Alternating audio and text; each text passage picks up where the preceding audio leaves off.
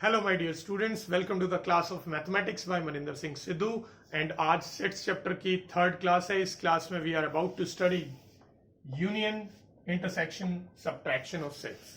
कैसे करते हैं? Let's start. First of all the sign of union is this, sign of intersection is this and sign of subtraction जो है वो वही है जो आप पहले से पढ़ते आ रहे हैं. यूनियन क्या काम करता है? यूनियन जो है वो सेट्स को कंबाइन करेगा. कंबाइन करने का मतलब है उनको ऐड करेगा. इंटरसेक्शन जो है वो आपको दो सेट्स के बीच में जो भी कॉमन है वो फाइंड करके देगा. एंड सब्ट्रैक्शन जो है that is basically subtraction only, nothing different. Now let us consider a set A whose elements are 1, 3, 5, 7 and there is another set B whose elements are 3, 4, 5. Now यहां पे अब हमें पहले यूनियन फाइंड करना है. Now the meaning of union is we have to combine these two sets. सभी elements combine करके लिख देंगे, बट वी नो दैट कि किसी भी सेट में कोई भी एलिमेंट की रिपीटेशन नहीं होती है, तो कोई भी एलिमेंट दो बार नहीं लिखेंगे. तो इन दोनों सेट्स को अगर मैं कंबाइन करता हूं तो आ जाएगा 1, 3, then 4, then 5 and then 7. Now this set contains all the elements of set A and set B. तो ये है union. Now the next is intersection. Now the meaning of intersection is common. Now what can you find common between these two sets A and B? You can see that 3 as well as 5, these two elements are common in both the sets, so the intersection is 3, 5. Now the last one, A minus B. Now A minus B का meaning है कि आपको A में से वो सारे elements remove करने हैं जो B में present है. You have to remove all the elements which are common in A and B from set A. तो set A में से दोनों के common elements remove करने हैं. Now what is set A? Set A is this, right? And what is common in these two elements, these two sets? Common is 3, 5. So आपको set A में से यानी 1, 3, 5, 7 में से दोनों का कॉमन यानी कि 3, 5 रिमूव करना है. तो you will be left with 1, 7, right? तो ये होता है A माइनस बी. अगर लाइकवाइज आपको B माइनस A फाइंड करना है तो दैट मीन्स आपको B में से दोनों के कॉमन एलिमेंट्स रिमूव करने हैं. नाउ B सेट क्या है? 3, 4, 5 और A और B के कॉमन एलिमेंट क्या है? 3, 5. तो 3, 4, 5 में से 3 एंड 5 को रिमूव कर देंगे, so we will be left with 4 only. तो ये होता है subtraction of sets. I hope ये आपको क्लियर हो गया होगा. अब इससे आगे बढ़ते हैं.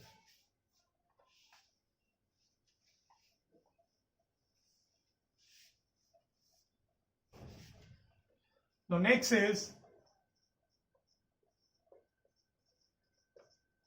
Venn diagrams. Now what do you mean by Venn diagrams? Venn diagrams are actually the geometrical representation of sets. कैसे करते हैं बेटा? जो सबसे बड़ा सेट होता है, जो आज तक मैंने आपको बताया हुआ है सेट चैप्टर में, सबसे बड़े सेट को हम बोलते हैं universal set. Now universal set is denoted as a rectangle. Now this is universal set. You can shade it throughout also and it is denoted by U. Now what is this? We have not shaded it. That means it is representing an empty set. So this is actually null set or empty set, which is denoted as phi. Now every other set which is not a universal set or an empty set will be represented like this. Why? Because every set is a subset of universal set.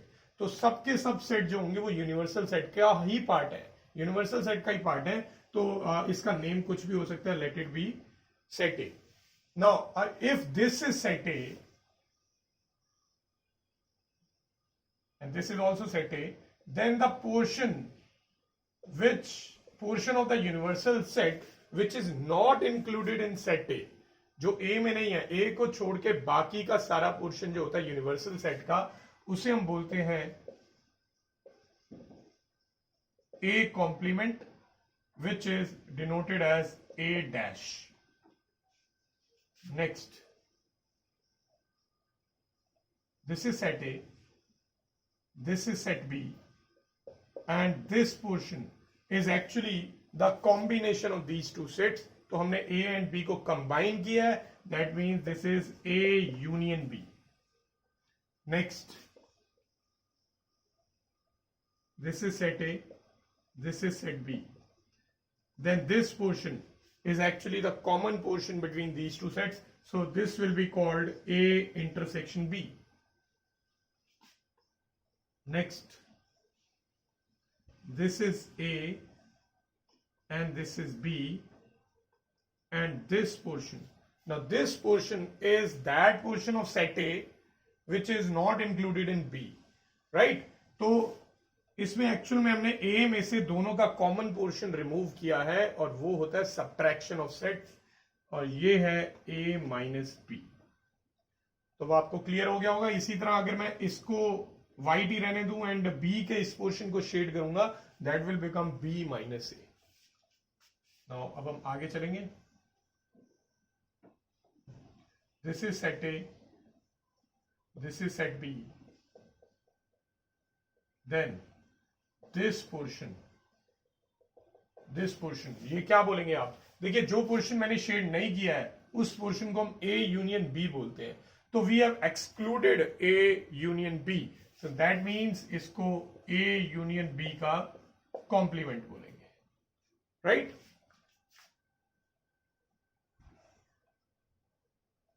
This is set A, this is set B,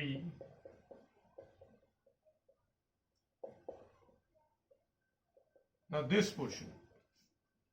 Now the portion which I have not shaded is actually the common between the two, which is called A intersection B. तो ये A intersection B को मैंने shade नहीं किया, उसके अलावा बाकी सारा शेड कर दिया है. So that means इसको हम बोलेंगे A intersection B का कॉम्प्लीमेंट, राइट? अब मैं आपको दो लॉज बता रहा हूं, दोनों ही डी मॉर्गन्स लॉ ही. डी मॉर्गन्स लॉ कहता है कि अगर A यूनियन B का कॉम्प्लीमेंट दिया हो, then this is equal to A complement intersection B complement. बीच वाला साइन उल्टा हो गया, रिवर्स हो जाएगा. ये डी मॉर्गन्स लॉ है. और अगर A इंटरसेक्शन B का कॉम्प्लीमेंट दिया हो, then this can be written as A complement union B complement. ये भी डी मॉर्गन्स लॉ है. So that means De Morgan's law के दो फॉर्म्स है. तो ये कुछ वेन डायग्राम्स मैंने आपको बताए हैं. इसके अलावा कुछ और भी डिस्कस करते हैं थोड़े से एक्स्ट्रा. ये स्टैंडर्ड वेन डायग्राम्स थे जितने भी मैंने अभी बनाए. Let us consider the case of 3 sets. This is A, this is B, this is C. Then this portion will be called A intersection B intersection C. Why? Because this is the portion which is common between all 3 sets.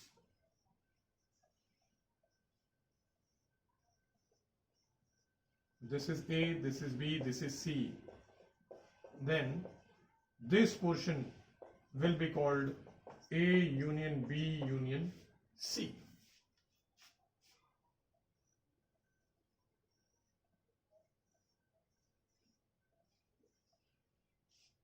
This is A, this is B, this is C.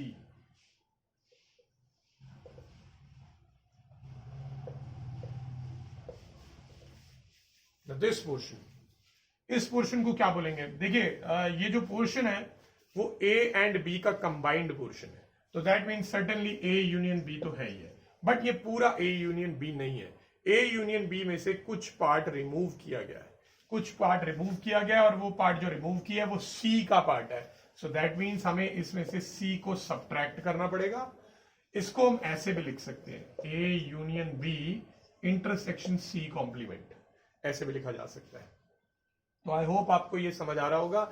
इस तरह से आप और improvisation कर सकते हैं अपनी तरफ से। आप डिफरेंट एरियाज शेड करिए एंड ट्राई टू थिंक कि वो उन एरियाज का नेम क्या होगा। आई होप ये आपको यहां तक वेन डायग्राम क्लियर हुआ होगा। अब मैं आपको verification of D Morgan's law करके दिखाता हूं।